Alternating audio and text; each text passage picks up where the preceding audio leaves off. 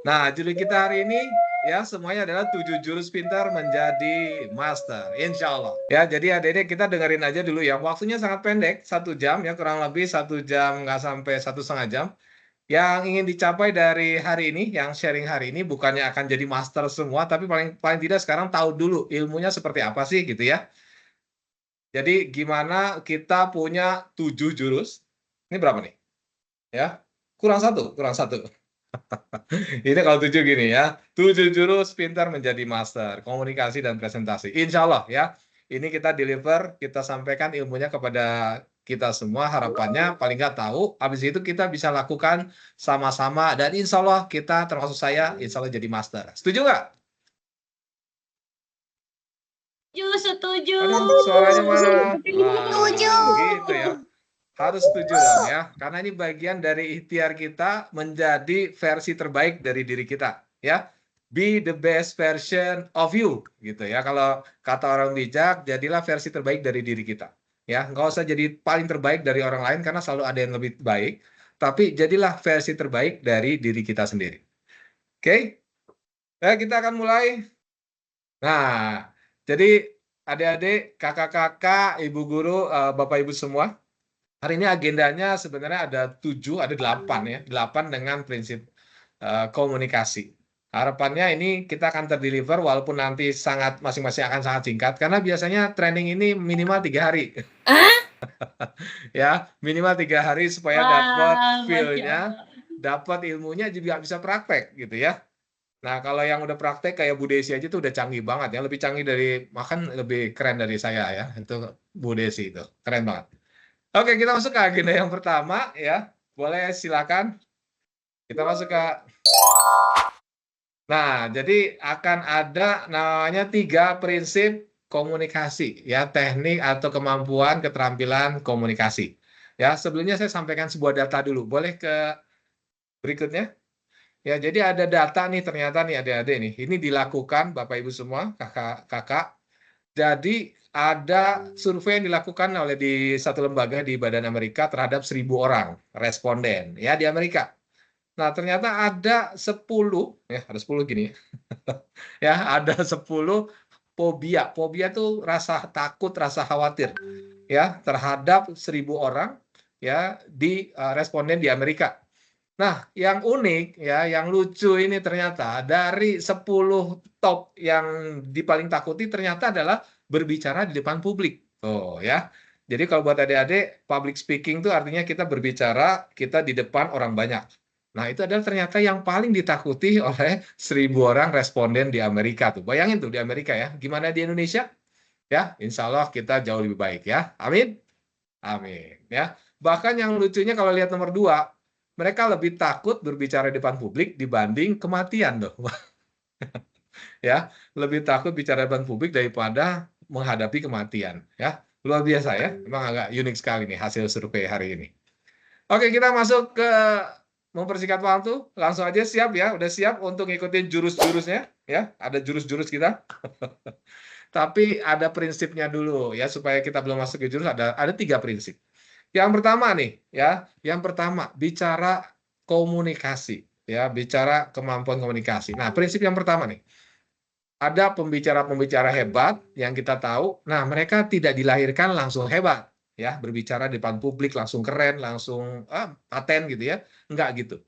Jadi ada great communicator atau pembicara hebat itu adalah mereka nggak tiba-tiba dilahirkan jadi hebat, tapi mereka dilatih dan berlatih. Ya, jadi kalau misalnya di sini, wah saya nggak bisa, kok saya kayaknya nggak berbakat. No, ya. Jangan khawatir adik-adik, kakak-kakak semua, ya peserta semua. Jadi pembicara hebat itu adalah orang itu dilatih dan berlatih. Ya, termasuk hari ini. Ya, kita dapat ilmunya, semoga kita bisa praktekkan dan jadi hebat. Gitu ya. Prinsip kedua, silakan. Prinsip yang kedua. Nah, ini penting banget nih. Jadi bicaranya adalah ternyata skill atau keterampilan komunikasi nih, ini buat adik-adik apalagi nih ya, calon-calon penerus bangsa nih, calon-calon orang hebat nih ya, Bu Desi ya, Kak Atika ya. Mereka kan calon-calon penerus bangsa yang bakal punya ilmu yang hebat, terus kemudian nerapin ilmunya. Nah, dari segenap ilmu yang kita punya, apapun itu ya, mau ekonomi, mau kesehatan, mau IT ya, yang lain-lain, mesin dan lain-lain, ternyata komunikasi, teknik komunikasi atau kemampuan komunikasi itu jadi kemampuan yang fundamental, kemampuan dasar. Ya, jadi apapun bidangnya nanti adik-adik semua ya, terutama nih adik-adik semua atau anak-anak semua, bahwa kemampuan komunikasi itu jadi kemampuan kompetensi dasar, kemampuan dasar untuk kita bisa maju lebih keren lagi, lebih hebat lagi. Ya, jangan merasa nanti oh saya orang IT, saya orang akuntansi, saya orang ekonomi, nggak perlu pinter-pinter ngomong. Ya, ternyata nggak gitu.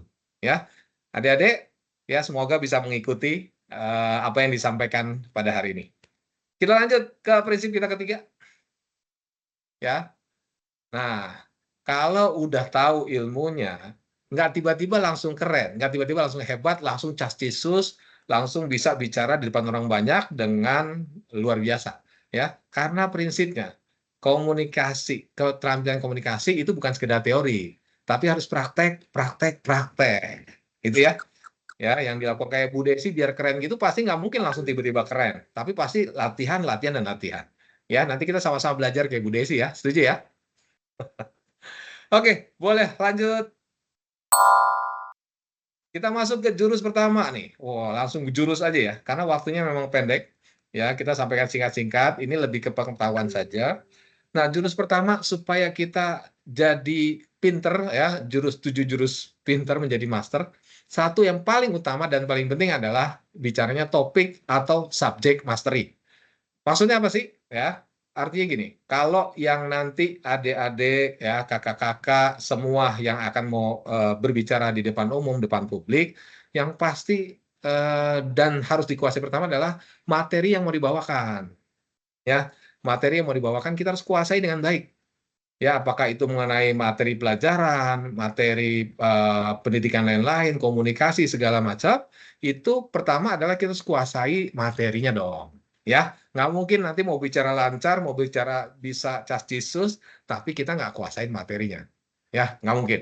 Itu jurus yang pertama. Boleh kita spill yang berikutnya?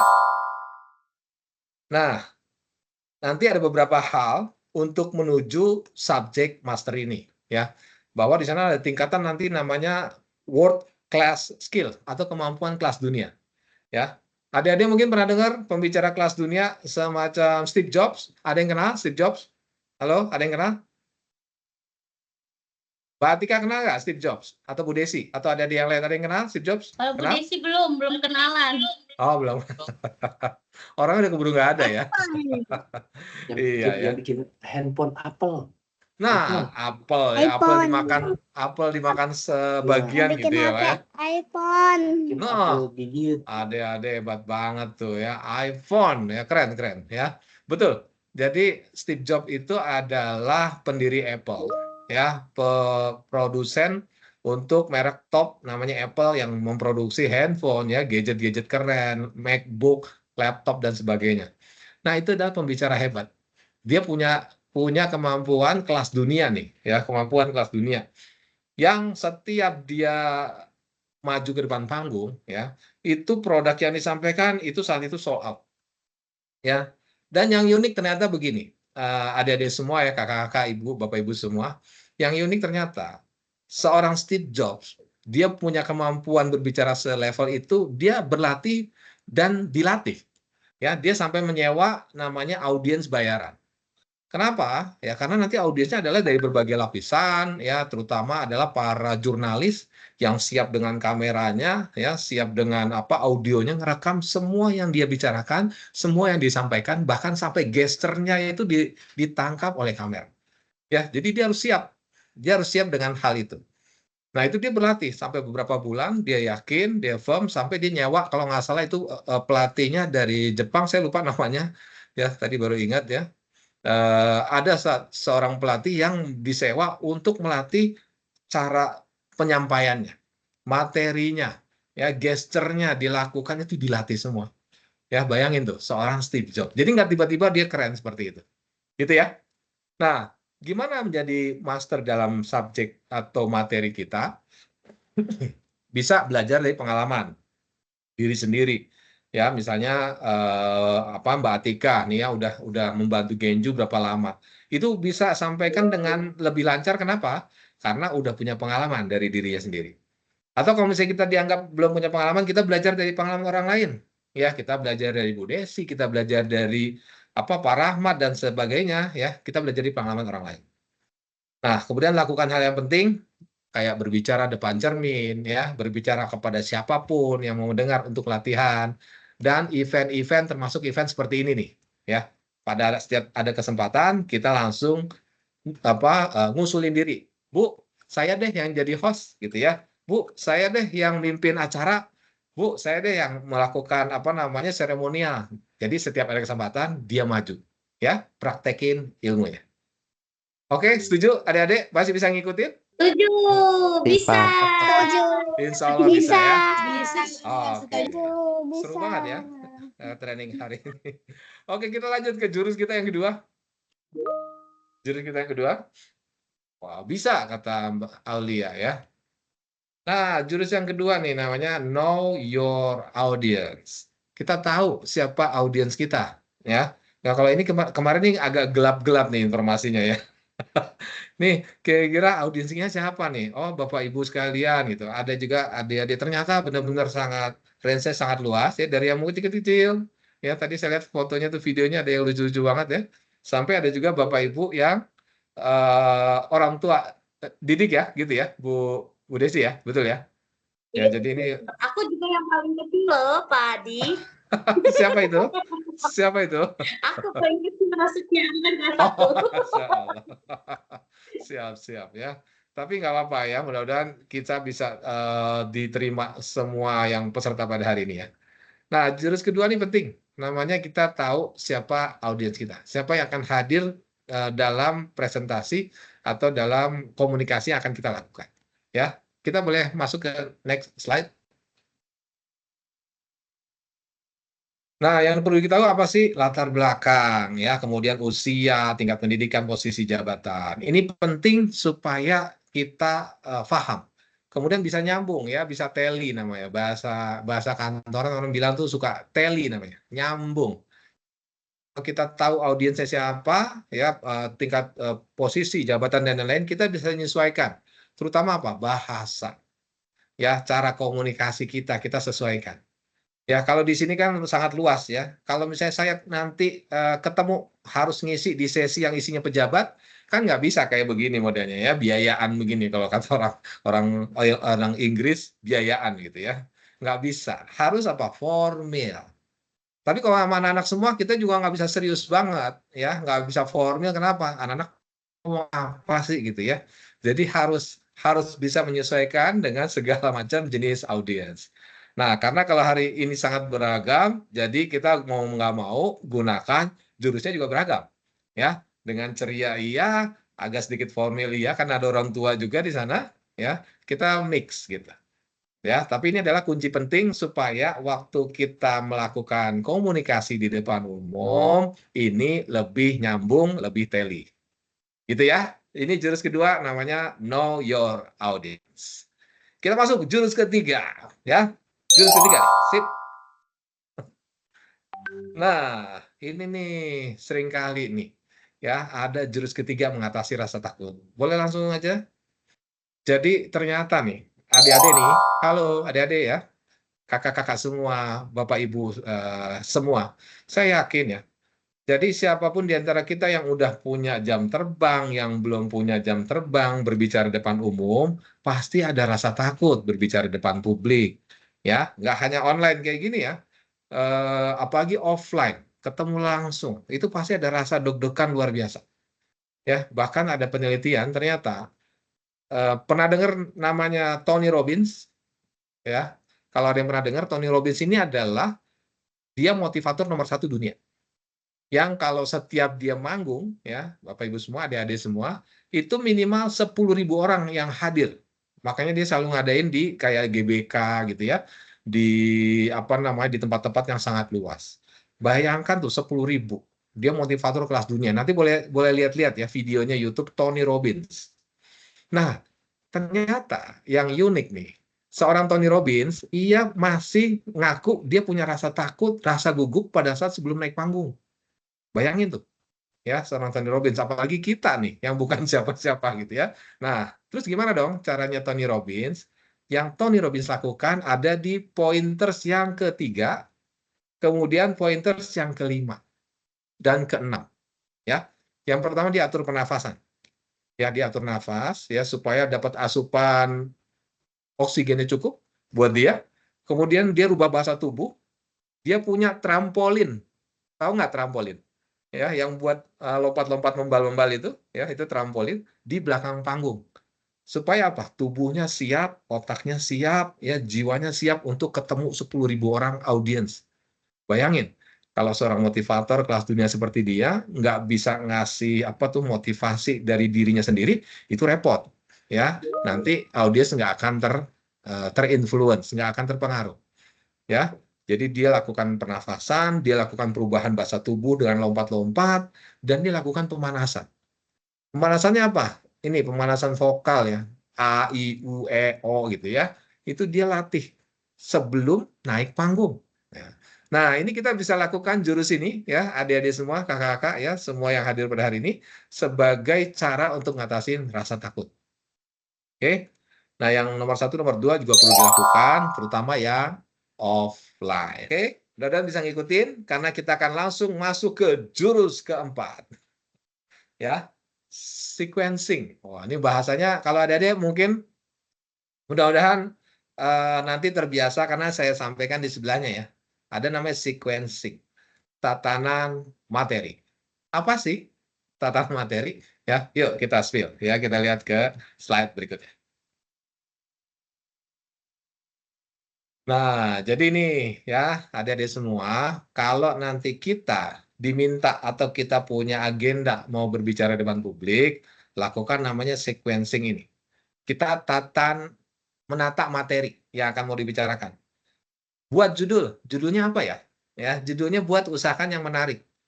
Ya, singkat tapi menarik, orang jadi pengen tahu apa sih gitu ya. Karena tadi kan Bu Desi sampaikan, apa sih kok mau jadi master ya pakai dengan 7 jurus? Cukup nggak sih mau jadi master 7 jurus gitu ya? Buat judul yang menarik. Ya. Kemudian tadi nih kita identifikasi, cari tahu topiknya yang paling sesuai, yang bisa diterima ya. Kemudian yang ingin diketahui apa sih? Ya, tadi jurus-jurusnya itu kita bedah. Apa aja sih gitu ya. Nah, sama namanya ada kerangka ya, ada kerangka. Kerangka itu kita percentage atau bagian per bagian. Kalau mau bicara depan publik ya, opening atau pembukaan nggak boleh panjang-panjang, nggak boleh kebanyakan. 10% dari total waktu yang kita punya. Kemudian materi inti ya atau isi itu 80%. Nah, sisanya 10% lagi adalah penutup. Ini penutup ini sebagai reminder terhadap isi yang kita deliver, yang kita sampaikan kepada audiens atau kepada orang-orang yang ikut dalam diskusi kita atau dalam public speaking yang kita lakukan. Gitu ya. Mudah-mudahan bisa ngikutin adik-adik, Bapak Ibu, aman? Bisa. Ya, bisa ya. Benar bisa. Nanti ditanyain ngerti nggak? Sequencing apa sih gitu kan ya. Oke, nggak apa-apa ya. Namanya kan kita belajar dulu, nggak langsung hebat, nggak langsung hebat gitu ya. Jadi kita tahu dulu ilmunya, nanti baru kita praktekin sedikit demi sedikit.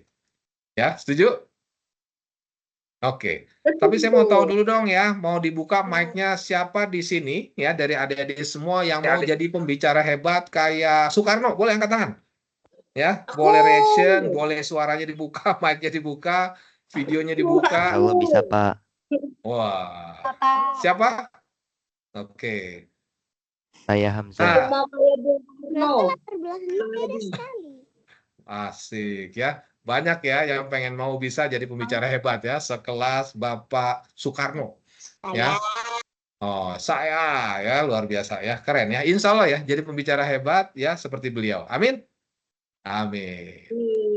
Oke, kita lanjut dulu ke jurus ke-5. Nah, ini menarik nih ya. Ada namanya teknik opening, ada teknik closing, yang menarik ya.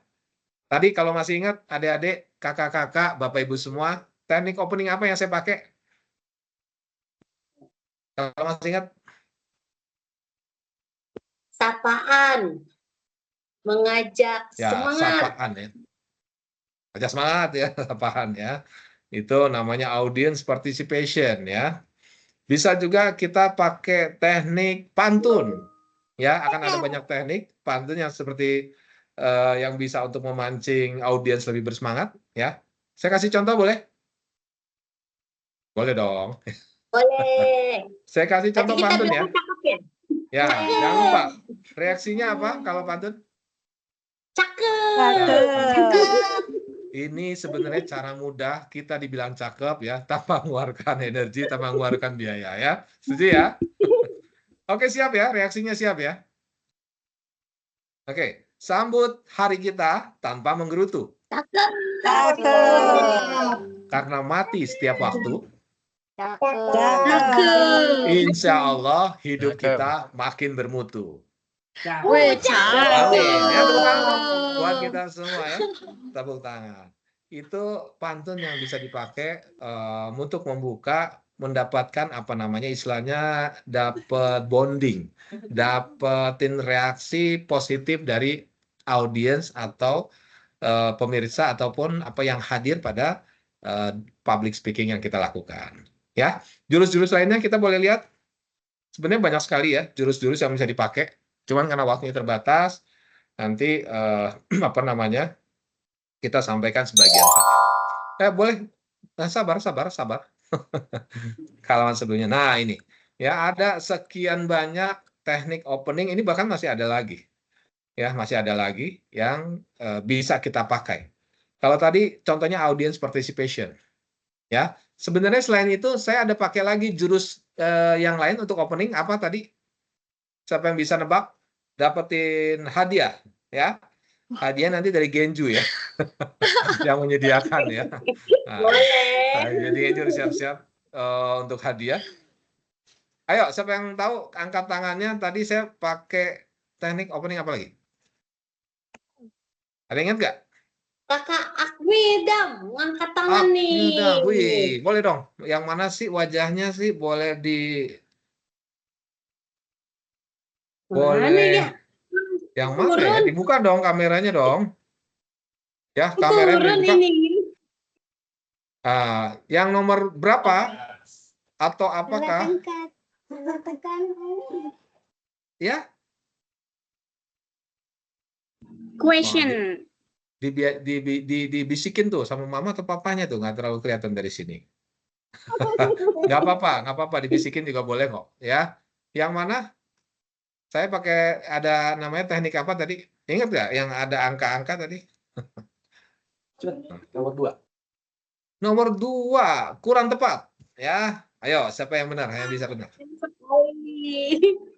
Fakta Bola, kurang mengejutkan tepat. bukan? Ya, siapa? Fakta mengejutkan. Nah, itu siapa yang jawab tuh? Hamzah.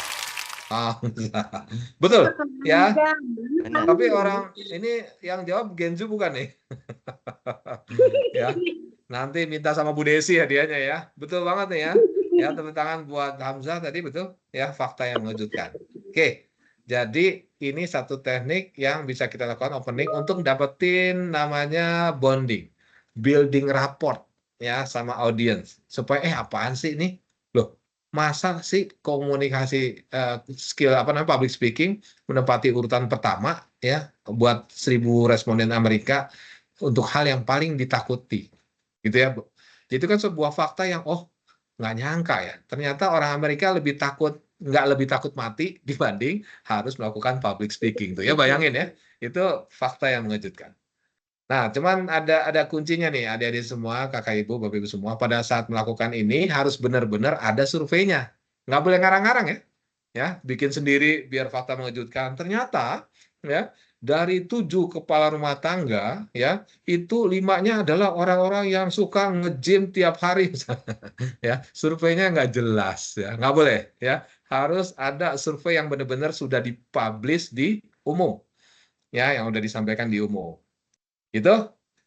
Oke, saya ini deh, dari sekian banyak ini kira-kira yang mana yang kita mau pakai? Teknik mana yang mau dipakai? Atau yang ingin diketahui? Kalau Bu Desi penasaran sama yang keempat, for statement itu seperti apa, Pak Adi? Waduh, itu yang paling susah itu ya. Saya harus ngafal dulu. Wah, Eh, benar berarti ya. Karena kalau Iya. yang lain sepertinya masih bisa diikuti. Gitu ya. Oke, for statement mungkin saya coba dulu. Agak-agak lupa ya, karena sebenarnya itu harus dengan siap-siap. Contohnya mungkin begini ya. Pada saat kita lagi ketemu tim sales nih, ya. Coba Bu Desi ketemu tim sales kasih apa namanya sesi ya, sesinya terkait dengan sales strategy, selling skill dan segala macam ya. Kemudian Ibu buka dengan for statement. Ya, for statement ini biasanya berupa kalimat, 3 kalimat negatif, 1 positif. Atau sebaliknya, 3 positif, 1 negatif. Tujuannya apa? Tujuannya supaya tadi mendapatkan atensi, ya, mendapatkan perhatian dari audiens kita atau dari peserta training kita. Misalnya gini, kalau ketemu sales, Bapak Ibu teman-teman semua, ini yang misalnya audiensnya adalah sales ya, audiensnya adalah para sales. Jadi kita punya tiga jenis sales. Sales yang pertama adalah seorang sales yang dalam 3 bulan pertama dia bisa closing 1 miliar dalam 1 bulan. Sales yang kedua, ya, ini adalah seorang sales yang dalam 5 bulan closing dia dapatkan closing senilai 500 juta rupiah. Dan ada jenis sales yang ketiga, ya, ini adalah seorang sales yang dalam setahun dia tidak mendapatkan closing apapun. Nah, dalam 3 jam ke depan kita akan belajar bagaimana menjadi seorang sales yang memiliki strategi sales yang sangat luar biasa bersama saya Desi, gitu ya. Misalnya seperti itu, ya. Jadi kita kasih 3 fakta, ya. Ini sih kita tidak harus statistik, tapi bisa dilakukan untuk menarik minat daripada audiens kita.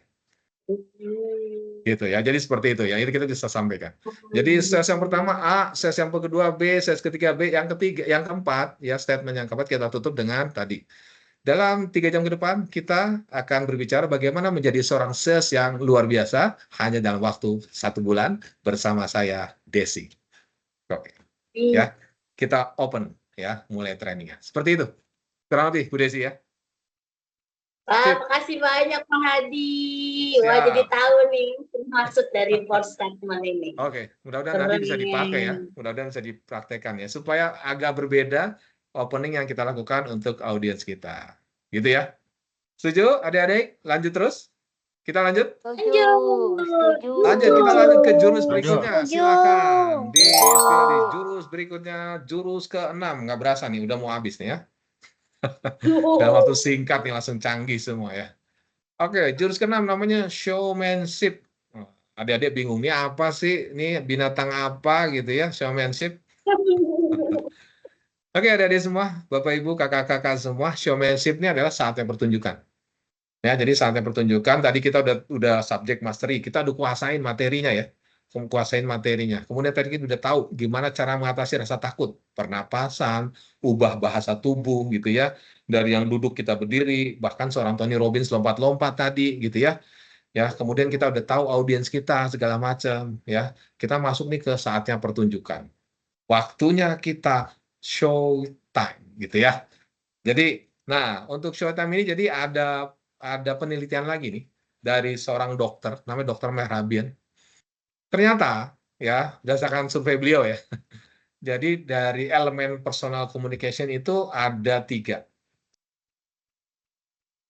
Bicara itu ya, apa namanya, kata-kata berbicara itu 7% mempengaruhi audiens. Ya. Nah, kemudian suara, intonasi, kejelasan kata-kata itu 38%. Nah, yang paling besar ternyata impact-nya terhadap audiens adalah bicaranya 55% body language, gesture, posture kita. Ya, apalagi bicaranya offline nih. Kalau online kan kita bisa duduk ya. Kadang-kadang kita bisa berdiri juga. Tapi kalau offline, semua nih gerak tubuh kita, appearance kita, itu diperhatikan sama audiens. Ya, jadi memang ini hati-hati. Hal kecil saja itu bisa jadi perhatian dan ngedistract audiens. Percaya nggak?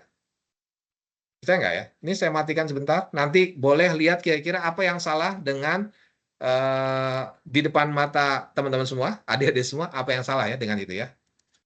Saya matikan sebentar. Oke, saya nyalakan lagi. Oke, apa yang salah? Ada yang salah nggak kira-kira dari yang ketemu di layar adik-adik semua, Bapak Ibu semua, dengan Bu Desi dan lain-lain? Ada yang salah nggak kira-kira? Nggak ada? Cara Yakin? duduk. Yakin? Kacamata miring. Wah, itu siapa yang jawab itu? Saya kenal sekali suaranya itu ya. Nggak ada yang perhatiin nih kacamatanya apa? Ya, Miring, iya miring ya, betul. miring nih ya. Yang benar kan begini ya, ya. Jadi kacamata miring. Bayangkan itu kalau online masih ada yang perhatiin. Gimana kita ketemunya offline? Ya, ada cabe di gigi ya. Kita nggak sadar ada cabe di gigi, orang lihat, ih, narasumbernya ada cabenya di gigi ya. Apalagi padahal dia hari itu nggak makan cabe. Ya, berarti cabenya bekas kemarin. Enggak ya. Ngeri ya, berarti nggak sikat gigi dong ya. Ya, jadi itu hati-hati, 55% body language. Ini gerakan tubuh, gesture, posture kita akan jadi perhatian dari audiens. Itu ya. Nah, itu yang di bawahnya bahasa tubuh, ya, posture, gesture. Nah, ada yang penting nih, adik-adik semua, kakak-kakak, bapak ibu semua, berbicaralah dengan mata, berbicara dengan tangan, berbicara dengan hati. Maksudnya apa sih? Kalau berbicara dengan mata nih, kalau audiens ya, kalau yang jumlahnya sedikit, kita bisa langsung komunikasi, interaksi dengan melihat langsung audiens. Ya, misalnya cuma 10, kita melihat A sekian detik, kita melihat B sekian detik, melihat C sekian detik ya. Kalau jumlah banyak, melihatnya adalah sifatnya perwakilan biasanya, perwakilan ya. Perwakilan yang sisi belakang, kita lihat. Halo adik-adik semua ini yang bagian belakang, gimana gitu ya. Oke, yang depan gimana reaksinya atas yang disampaikan tadi? Ada pertanyaan? Ya, kemudian yang tengah. Nah, yang di depan ini seperti apa? Ya, jadi kita lakukan namanya eye contact, kita berbicara dengan mata. Ada interaksi yang kita timbulkan antara kita sebagai pembicara dengan audiens atau orang yang menjadi menghadiri acara kita gitu ya. Itu berbicara dengan mata. Tangan, ini tangan penting ya. Tangan ini nanti membantu memperkuat informasi yang kita sampaikan. Contoh ya, contoh. Misalnya gini, Genju lagi diskusi. Bapak Ibu sekalian, alhamdulillah, ya ini Bu Desi lagi ngomong nih, ya atau Ketua Genju menyampaikan, alhamdulillah tahun ini pencapaian target untuk murid baru kita nyampe 150%. Ya, ini lebih tinggi 30% dibanding tahun lalu. Ya, jadi ada apa? Ada gerakan tangan yang memperkuat informasi buat audiens. Dibanding kita diam aja, tangannya di bawah aja. Bapak Ibu sekalian, ya alhamdulillah tahun ini Genju pencapaian target murid baru mencapai 150%. Ya, dibanding tahun lalu. Nggak ada gerakan apapun, ya. Tapi kalau misalnya mencapai 150%, dan ini adalah 30% lebih baik lagi dibanding tahun sebelumnya. Ya, jadi gerakan tangan ini memperkuat untuk pesan kita kepada audiens. Ya, adik-adik juga bisa pakai ya. Misalnya lagi cerita nih, mau cerita, Bapak Ibu sekalian disuruh cerita sama Ibu Guru. Ya, cerita dong gimana liburan kemarin. Wah, senang banget nih Bapak Ibu, aku siapa nih? Rashid nih misalnya ya. Siapa Rashid bukan ya? Atau Sultan ya. Alhamdulillah, kemarin kita datang ke sebuah tempat, tempatnya dingin, ya, dan itu kita punya tempat penginapan besar sekali. Ya, dikasih visualisasi besar sekali. Ya, gerakan tangannya dipakai ya untuk apa? Memperkuat, mempertegas informasi yang ingin adik-adik sampaikan kepada audiens atau pendengar kita yang ada di depan kita. Ya, tapi secukupnya aja ya. Nggak usah berlebihan. Misalnya ya, Bapak Ibu kita tahu ya, jalan di Sumatera sana luar biasa ya, itu curam sekali ya, itu jalannya kayak begini ya, Bu ya. Nggak perlu berlebihan ya. Jadi cukup digambarkan dengan apa namanya secukupnya saja, tapi memperkuat pesan kita. Nangkep nih adik-adik semua? Kakak-kakak, Bapak Ibu? Insya Allah, Insya nangkap. Allah ya, luar biasa. Mantap ya. Oke, kita lanjut ke yang terakhir. Nanti selebihnya kita boleh tanya-tanya aja ya. Kita boleh tanya jawab ya, tapi nggak boleh susah-susah ya. Oke. Nah, yang ketujuh, ini yang ketujuh sebenarnya kadang-kadang dianggap hal yang remeh, hal yang apa sih nggak penting ya, padahal penting. Namanya dress for success. Maksudnya apa sih dress for success? Ya, kita boleh spill ke slide berikutnya. Nah, jadi kalau di sebuah event ternyata kita perlu memilih pakaian yang tepat untuk audiens kita. Contoh ya. Kalau misalnya nih, adik-adik nanti suruh bicara, oke adik-adik bicara depan siapa? Depan teman-temannya yang seumuran, ya. Pakainya ya udah yang gayanya seumuran kalian gitu ya, yang santai atau memang kalau harus pakai seragam gitu ya. Jadi dipakai. Apalagi Bapak Ibu nih. Nah, kalau Bapak Ibu nanti disuruh, misalnya Bu Desi disuruh menyampaikan program-program terkini dari Genju gitu ya. Kemana? Misalnya ke Kementerian Kemendikbud gitu ya, ke pejabat-pejabat setempat di Depok, Jawa Barat gitu. Kan nggak mungkin pakai kaos gitu ya. Kan nggak mungkin pakai pakaian yang sederhana ya. Paling nggak yang formal, batik gitu ya, atau pakai blazer dan lain-lain. Kenapa? Ternyata pakaian ini kan juga ada namanya ikatan bonding, nah istilahnya bonding ya, dengan audiens. Membuat kita nyaman juga, pede juga. Ya, coba nih, boleh kalau mau berani sekali-sekali datang ke sebuah event resmi, ya, pakai kaos yang santai banget ya, pakai sendal. Kira-kira kita pede nggak jadi pembicara? Kan enggak ya. Ya, jadi penting banget untuk menyesuaikan. Tapi sebaliknya juga nih.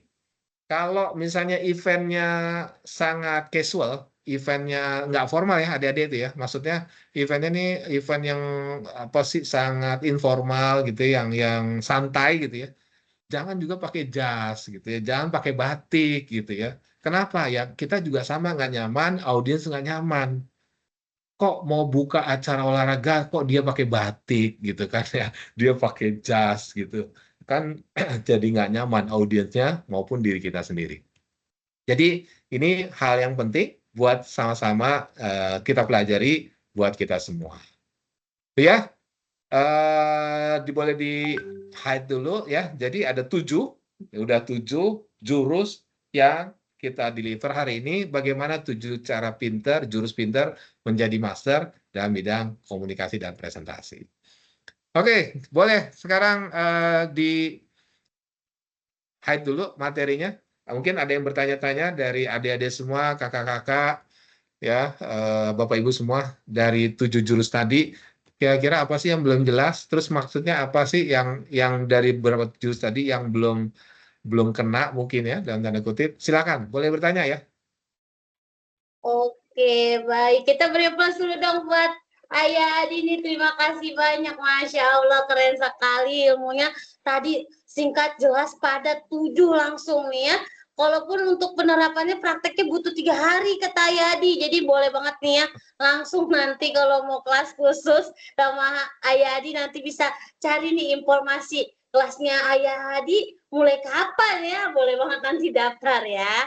Baiknya, kita buka sesi tanya jawab. Boleh banget ayah bunda yang juga ikut mendampingi Ananda dan penasaran dengan 7 jurus yang tadi dan ingin ditanyakan, boleh banget langsung raise hand ataupun bertanya di kolom chat. Boleh banget nih ya.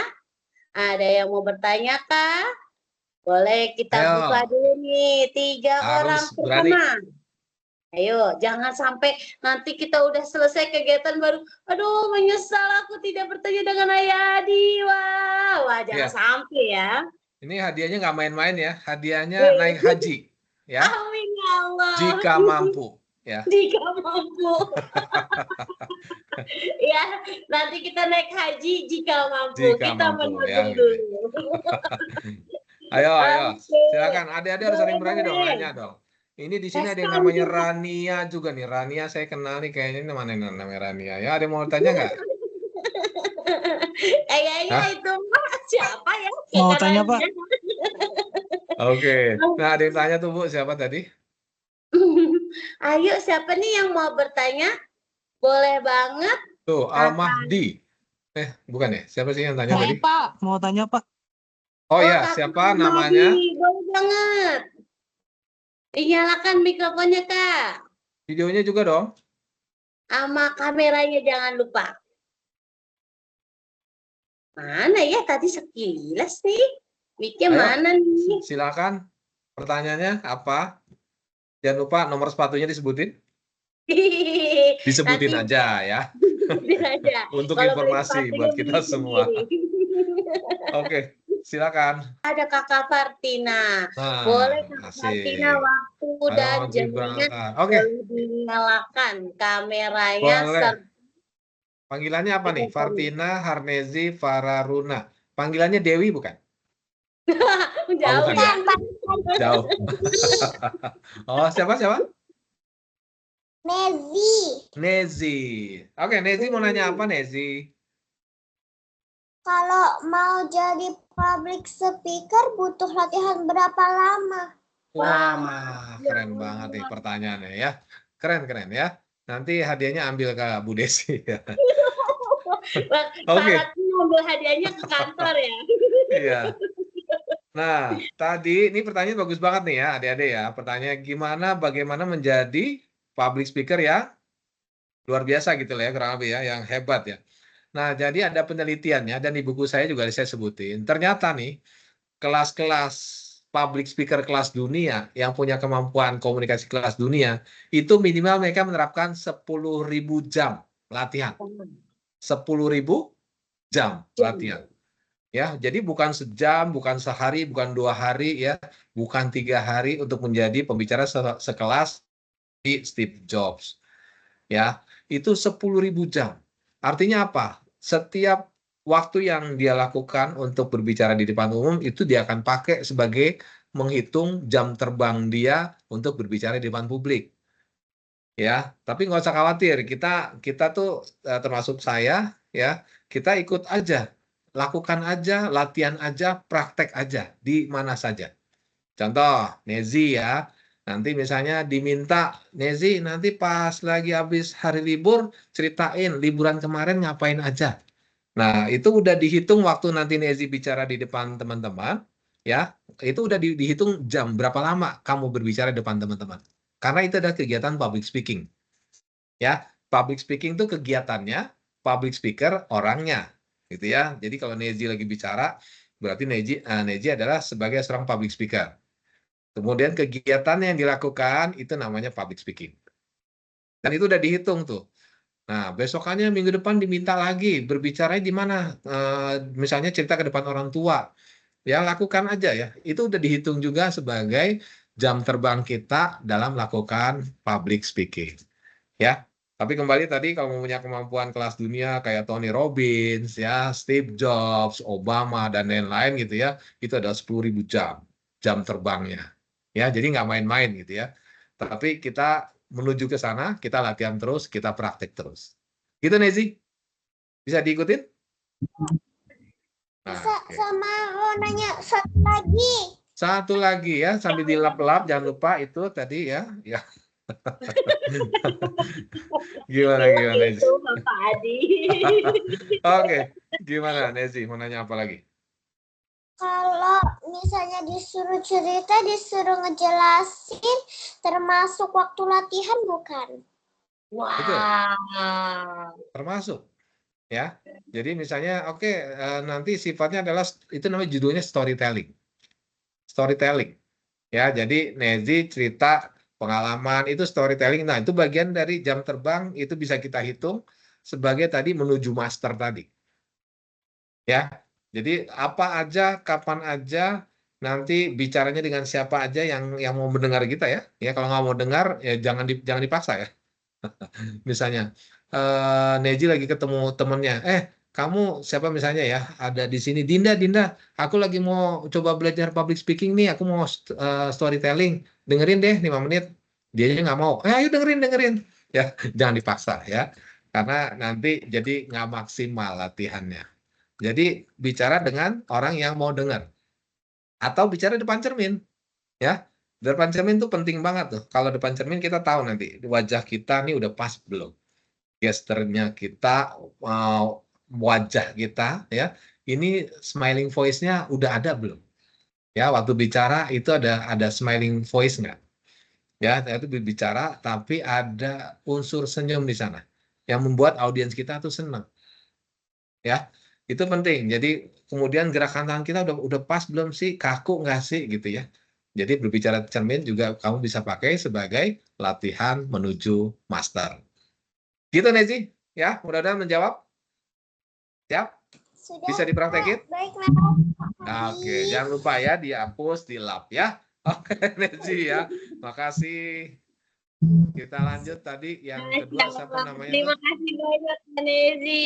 Wah ini masih ada nih, ada 2 lagi nih. Nah, Ayah Muhammad. Edi yang pertama ada Kakak Gibrata Elmali. Kakak Gibral Panggilannya? boleh banget nih. Assalamualaikum. Nah, Waalaikumsalam. Waalaikumsalam warahmatullahi wabarakatuh. Pak Hadi, Ya. aku punya pertanyaan. Kalau gestur tangan yang cukup itu seperti apa? Yang cukup? Tidak berlebihan. Oh, yang cukup tidak berlebihan. Wah, bahasanya, diksinya bagus banget ya. Tepuk tangan, panggilannya siapa nih? Ibral. Ibral. Oh, Ibral. Gibral, pakai G. Gibral. Iya. Oh, oke. Ya, unik banget ya. Gibral. Keren banget nih pertanyaannya. Gimana gerakan tangan yang dianggap cukup tidak berlebihan? Gitu ya? Iya. Oke. Nah, pertanyaan bagus banget. Nanti langsung dijawab oleh Bu Desi. Silakan Bu Desi. Bukan saya dong. Oh, yang ditanya saya ya? Dari ngomong. Oh, yang ditanya saya. Itu sebenarnya teknik melempar ya. Kalau kita nggak bisa menjawab, itu bisa dipakai nanti tekniknya ya. Nanti yang lebih pahamnya adalah Bu Desi. Silakan Bu Desi jawab gitu ya. Ya, bisa Itu namanya dipakai ya. teknik melempar ya. Siap. Nah, tadi kita bicara talk with hands gitu ya, berbicara dengan tangan. Jadi tangan ini kita maksimalkan semaksimal mungkin untuk bisa memperkuat pesan. Ya, tadi ya. Yang cukup aja secukupnya ya, terutama pas waktu offline nih, waktu offline ya ataupun online ya. Misalnya tadi gerakannya adalah yang bisa menggambarkan audiens memperkuat pesan kita. Tadi misalnya pencapaian tertentu. Atau misalnya tadi kalau misalnya Gibral perhatikan waktu nyebutin jurus pertama kedua, tangan saya ngapain? Ya, ada angkanya. Ada angkanya, ingat? Jurus pertama gitu ya. Kita masuk ke jurus kedua. Jurus ketiga. Ini gerakan tangan yang secukupnya. Ya. Kalau yang berlebihan itu gimana? Oke, teman-teman atau adik-adik, kita akan berbicara misalnya 3 jurus ya. Ini ada 3 ya. 3 loh. Ya, bukan 4, 3. Ya. Jadi nggak perlu berlebihan. Ya. Cukup 3 jurus ya. Ada jurus ketiga adalah ini. Jurus keempat gitu ya. Ya. Ini adalah gerakan tangan yang dimaksudkan memperkuat pesan yang ingin kita sampaikan. Kalau mau nggak pakai tangan bisa nggak? Bisa juga ya. Misalnya saya cuma bilang, oke adik-adik semua, Mas Gibral dan semua, kita akan masuk jurus pertama. Ya, jurus pertama tuh jurus kedua, jurus ketiga. Ya, tapi enakan mana? Sama saya bilang, oke, adik-adik semua, kita akan masuk ke jurus pertama. Ya, kita akan lihat jurus pertama kita seperti apa. Kita masuk ke slide berikut. Enakan yang pertama, apa yang kedua dengan gerakan tangan? Kedua. Gibral. Ya, yang ada gerakan tangan. Kedua. Ya, yang ada gerakan tangan. Ya, jadi nanti kamu bisa pakai waktu misalnya kamu lagi mau cerita, mau apa tuh, lakukan public speaking, mau storytelling, ya kamu bisa pakai gerakan-gerakan tangan yang secukupnya. Nggak usah berlebihan. Oke? Oke, Gitu? terima kasih Pak. Terima kasih. Ya, Nah, keren saya banget ada pertanyaannya. pertanyaan Tepuk lagi. tangan dong buat Nezi dan Gibral. Ya, tepuk tangan dulu. Ya, keren banget pertanyaannya. Tadi saya ada pertanyaan lagi Pak, satu lagi. Oh, ada lagi ya? Kalau yang kedua pertanyaannya bayar ya sekarang ya? Oke. Oke. Bayarnya Mau nanya semua apa? aja ke Gibran. Kalau terbiasa berbicara online, tiba-tiba berbicara offline, gimana caranya biar tidak kaget gitu? Oh, biar nggak kaget. Ya, yang penting dari online ke offline ya. Yang Iya. penting jangan dari online ke offside, ya. Nanti ketangkap Dua dong. sama wasit ya. Dari online ke offline.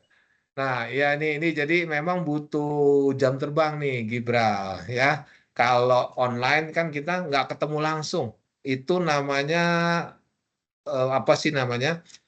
Eh, dia bicara secara fisik, secara mental tuh beda.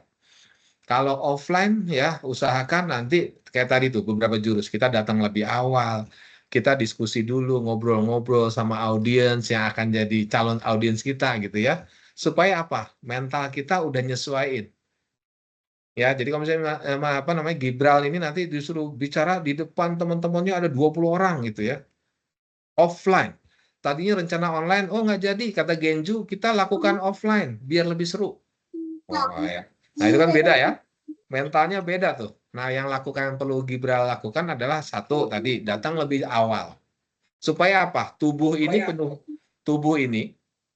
badan ini, mental ini butuh penyesuaian. Ya, butuh penyesuaian. Datang lebih awal supaya apa? Badannya disesuaikan. Oh, ternyata nanti tempat saya bicara nih seperti ini. Ya pakai panggung atau nggak pakai panggung ya seperti ini, luasnya ada di sini. Kemudian temui beberapa orang yang akan jadi calon audiens kita, ajak ngobrol gitu ya supaya tubuh kita pun siap ya. Nanti akan beda orang yang berbicara offline, dia datang terlambat, dia nggak nguasain materi, datangnya terlambat pula, tempat dia bicara dia nggak tahu. Itu akan sangat kagok, akan sangat namanya awkward gitu ya, akan sangat canggung sekali kelihatan di depan. Ya, makanya perlu rumus itu walaupun sederhana, tapi itu powerful. Ya, bisa teman-teman atau Gibral lakukan pada saat nanti dapat tugas untuk berbicara di depan teman-teman.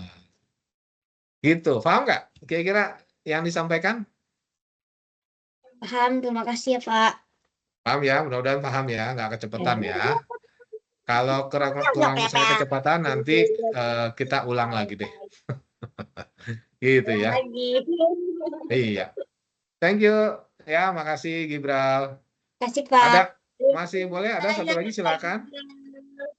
Masya Allah, ini masih ada 2 lagi nih, jadi 4 nih yang bertanya ya.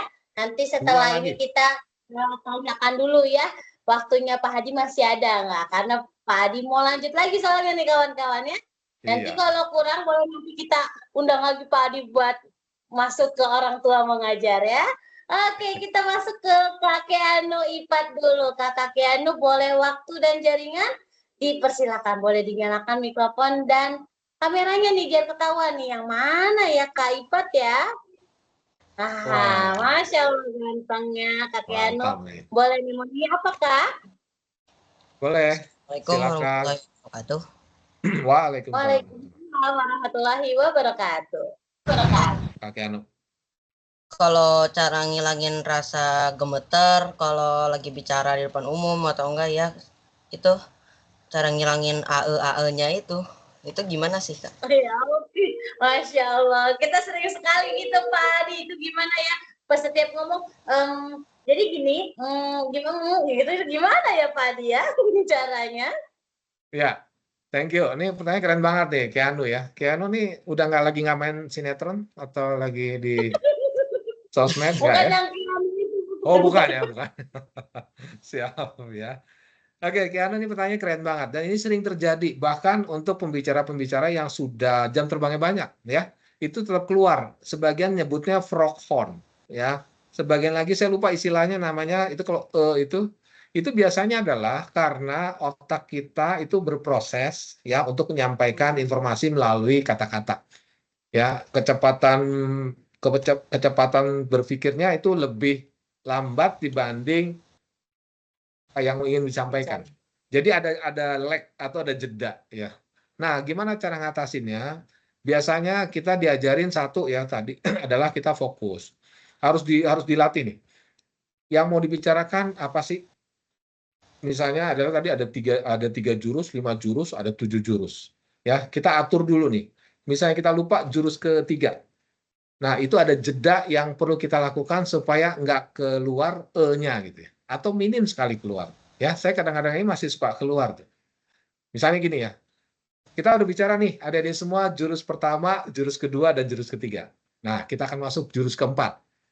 Kemudian saya lupa, ini jurus keempat apa ya? Jurus keempat. Jadi saya jeda. Nah, sebelum masuk jurus keempat, kita alihkan dulu. Ya. Nah, sebelum masuk jurus keempat, saya mau tanya dulu nih ke teman-teman semua. Tadi jurus 1, 2, 3, yang mana menurut adik-adik semua yang paling susah? Ayo. Jadi kita coba ngalihin ya otot kita berpikir jurus keempat nih, karena kalau kita lanjutin, kita lupa yang membicarakan apa, keluarnya apa? Jurus keempat, sebentar ya, jurus keempat kita apa ya? Itu kenapa? Karena kita lupa. Oke. Nah, ada benar nih, benar banget nih Aisyah nih. Thank you. Filler words ya. Itu filler words. Sebagian froghorn nyebutnya ya. Ada yang lain adalah bicara yang lebih umum filler words. Kenapa? Karena tadi ada yang lupa karena berpikirnya kita kurang cepat ya dibanding apa yang mau kita sampaikan. Jadi kita alihin. Salah satu tekniknya kita alihin. Kasih jeda waktu supaya ada waktu otak kita berpikir, kemudian kita mampu menyampaikan apa yang otak kita pikirin. Ya, misalnya tadi ya, jurus pertama, jurus kedua, jurus ketiga, pas waktu jurus keempat kita lupa, kita alihin ke yang lain. Baik teman-teman, kita akan masuk ke jurus keempat. Nah, sebelum kita masuk ke jurus keempat, gitu, kita coba bahas dulu tadi jurus 1, 2, dan 3. Menurut teman-teman yang paling susah yang mana nih? Ayo, ngaku gitu ya. Ya, jadi kita nggak maksain ke hal yang kita nggak paham atau yang kita lupa. Gitu ya. Kurang lebih itu yang bisa dilakukan salah satu tekniknya untuk mengurangi filler words atau dan sebagainya. Gitu Keanu. Ya, nanti kamu boleh coba-coba misalnya masih ngomong dan nanti direkam aja. Direkam. Kira-kira dalam 1 menit, 3 menit, 5 menit kita ngeluarin berapa sih? Nah, itu ada yang iseng tuh dulu bahkan ya zaman waktu ikut kelas public speaking sertifikasi itu dihitungin tuh. Oh, misalnya dia lagi 5 menit. Lu tadi 30 kali gitu. Ya, ada yang 20 kali, ada yang tapi yang sudah terbiasa cuma 5 kali.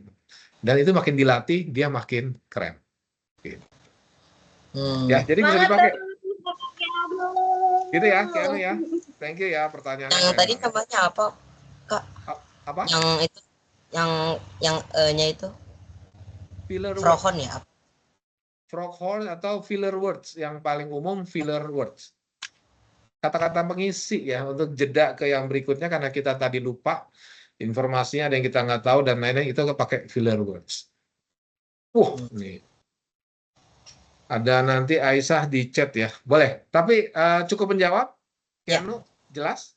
Ya, kamu bisa praktekin nanti ya, contoh ya. Nanti kamu rekam aja kira-kira masih setelah pakai teknik itu masih keluar berapa banyak tuh. Misalnya dalam 1 menit, dalam 3 menit gitu ya, kamu coba. Gitu ya. Selamat mencoba, Keanu. Semangat ya Kak Keanu, terima kasih banyak. Baik, karena waktu kita juga terbatas, kita percepat ya. Ini ada Kakak Akma Raisapati. Kakak Akma, waktu dan jaringan Ibu Desi persilakan untuk bertanya langsung sama Pak Adi. Saya masih mau tanya Pak Adi. Ya, Mas saya mau dari mulai 1 nih sampai 5 nih sudah selesai nih. Tapi yang saya langsung loncat ke urutan ke-7. Yang ke-6-nya apa Pak? Yang ke-6-nya Pak? Yang 7 jurusnya, yang ke-6. Jurus yang ke-6-nya. Oh, tadi belum? Oh, belum. Tadi udah belum? Udah kan ya? Showmanship? Oh, showmanship namanya. Ya, Jadi showmanship itu saatnya kita pertunjukan. Tadi subjek mastery-nya kita udah dapetin, udah nguasain materinya. Showmanship. Showmanship. Ya, itu show time, itu saatnya kita pertunjukan. Saatnya kan tadi kita untuk melakukan pertunjukan. Ya, kan kita udah subjek masternya kita udah kuasain, materinya kita udah kuasain, gimana cara mengatasi rasa takut udah kita kuasain, kemudian tadi audiensnya kita udah kuasain, teknik opening kita udah kuasain ya, kita udah dress for success. Nah, kemudian adalah saatnya pertunjukan. Yang tadi tuh. Jadi penting elemen-elemen bagaimana ternyata suara, kemudian namanya tone ya, voice tone, dan ternyata body language kita, gesture posture itu memberi dampak paling besar terhadap audiens. Elemen personal. Ya. Personal sama bahasa tubuhnya. Ya. Seperti itu. Ada yang mau ditanya dari sini? Oke, lagi yang mau ditanya selain yang tertinggal? Tidak ada, Bu. Tidak Ada. ada, Bu. Udah nggak ada lagi. Ini Nanti di dijawab chat dan juga ada tolong nih. Bisa di-review lagi ya Kak Akmal ya. Di chat ada yang nanya nih Bu Desi. Ya nih ada Kakak Aisyah nih, Ayah Adi. Ya. Bang Nanda nanya untuk mengenai apa ya? Pak Adi, kalau Slip slip the tongue. atau belepotan bagaimana cara mengalihkan perhatian audiens agar kita tetap profesional ya. Terkadang tuh ada kosakata atau kalimat yang sulit untuk diucapkan. Nah, ini bagaimana nih Pak Adi? Karena itu Oh. juga salah satu rintangan saya nih Kakak Aisyah. Apalagi Iya. bahasa Inggrisnya Bu Desi, Masya Allah. Iya. Ini bagaimana nih Pak Adi? Oke, termasuk tadi ya, certified itu jadi apa tadi? Sertifikat. Ya, baik. Nggak apa-apa. Jadi ini sangat wajar terjadi di hampir semua orang ya, adik-adik. Ini ternyata yang nanya tadi Aisyah. Oke, Aisyah. Slip the tongue. Wah, istilahnya keren banget. Atau keslip belepotan. Ngomong ya. Nah, ini biasanya terjadi pada saat ada ucapan-ucapan, istilah-istilah, atau bahasa lain yang jarang kita pakai. Ya, terus gimana dong caranya? Nah, kalau materinya adalah materinya kita sendiri, ya, kemudian bahasanya juga memang relatif jarang dipakai, mau nggak mau kita harus ulang-ulang. Ya, kita harus ulang-ulang. Ini apa sih? Bener nggak sih cara bacanya? Tanya ke temen. Saya kadang-kadang walaupun materi dibuat sendiri, tapi karena itu sesuatu istilah yang baru yang bisa kita pakai, ini bener nggak sih cara pengucapannya? Ya, kemudian cara apa namanya menyampaikannya bener nggak sih? Kita tanya tuh ke orang yang lebih paham yang kita tahu. Terus habis itu dilatih. Ya misalnya certified trainer, certified public speaker gitu ya dan lain-lain. Itu kita perlu latihan. Latihannya kapan ya? Tentu saja sebelum kita showmanship, sebelum showtime.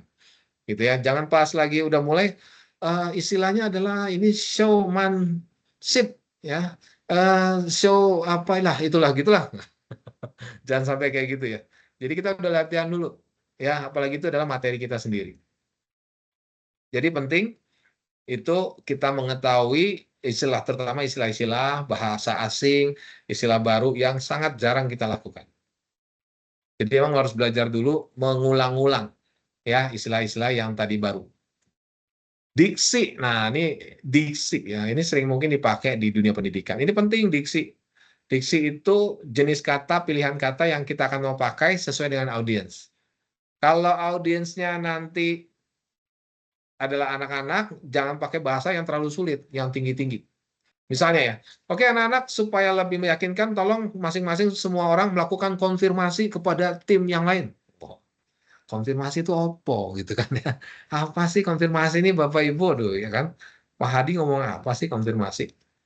Ya, tolong legalitasnya dipastikan itu valid. Wah, pusing gitu ya. Nanti bahasanya harus dibuat mudah.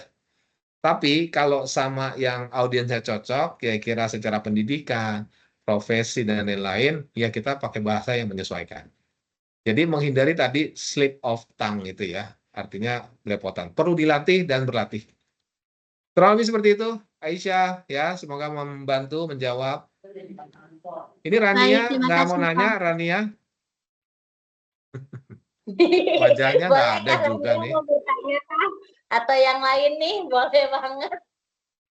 Oke, Kalau bila nggak ada, tidak ada yang bertanya nih, saya bagaimana? ada pesan buat kita semua. Kalau nggak ada lagi, Boleh. Sebelum kita tutup atau closing statement dari Pak Adi, boleh banget. Ada lagi nggak nih? Hitungan 3, 2, 1, tet. Wah, udah habis berarti ya. Pak, mana Pak Adi? Bukan Pak Adinya nih yang diminta buat menghilang. Wah, Ibu Desi ketawa dulu nih sama Pak Adi nih ya.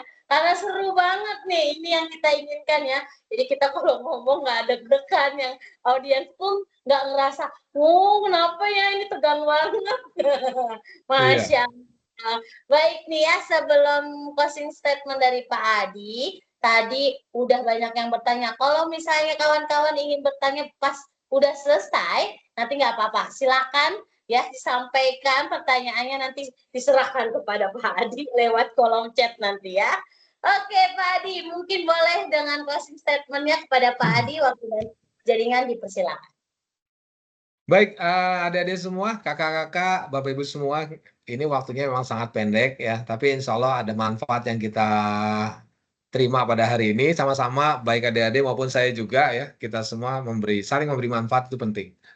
Nah, saya teringat ada pesan dari guru besar kita yaitu Buya Hamka, ya. Dari siapa? Dari Buya Hamka ya. Ada 3 hal nih. Ya, ada 3 hal pesan dari Buya Hamka. Yang pertama pesannya apa? Jangan takut jatuh. Ya, bukan ini. Mohon maaf. Oke. Jadi pesan yang pertama dari Buya Hamka adalah jangan takut jatuh. Ya, kenapa? Karena hanya orang-orang yang takut naik ke posisi yang lebih tinggi, ya, dia yang takut jatuh. Yang kedua, jangan takut gagal. Kenapa? Karena hanya orang-orang yang nggak berani melangkah lebih maju ke sesuatu yang baru, mereka yang takut gagal. Dan pesan yang ketiga dari Buya Hamka adalah ini sangat luar biasa, jangan takut salah. Ya, kenapa? Karena dengan kesalahan yang pertama kita akan belajar untuk melangkah jauh lebih baik, ya, mengkoreksi dengan di langkah kita yang kedua. Nah, adik-adik semua, kakak-kakak, bapak ibu semua ketahuilah bahwa orang hebat itu bukan orang-orang yang nggak pernah gagal, tapi mereka adalah orang-orang yang senantiasa berusaha sampai tujuannya berhasil tanpa ada rasa atau mengalah. Ya, jadi akan mereka melakukan ikhtiar terus-menerus, ikhtiar terbaik menjadi best version of diri mereka sendiri hingga mereka berhasil tanpa ada kata menyerah. Ya, demikian dari saya. Tadi halaman terakhir kita bisa lihat bahwa Ali bin Abi Thalib menyatakan yang kita lakukan ini sebuah ilmu ya. Sekarang ini adalah ilmu, walaupun ilmu yang sangat sederhana, waktunya sangat pendek, tapi seorang Ali bin Abi Thalib nyebutin betapa terhormatnya ilmu. Ya, karena orang yang tidak memilikinya, dia bilang punya ilmu. Ya, dan betapa tidak terhormatnya kebodohan, karena orang yang memilikinya ya mengatakan bahwa dia tidak bodoh. Itu saja, semoga bermanfaat hari kita pada hari ini ya, training kita pada hari ini saling bermanfaat. Mudah-mudahan sukses buat adik-adik, kakak-kakak, ibu semua. Saya tutup, wabillahi taufiq wal hidayah. Wassalamualaikum warahmatullahi wabarakatuh.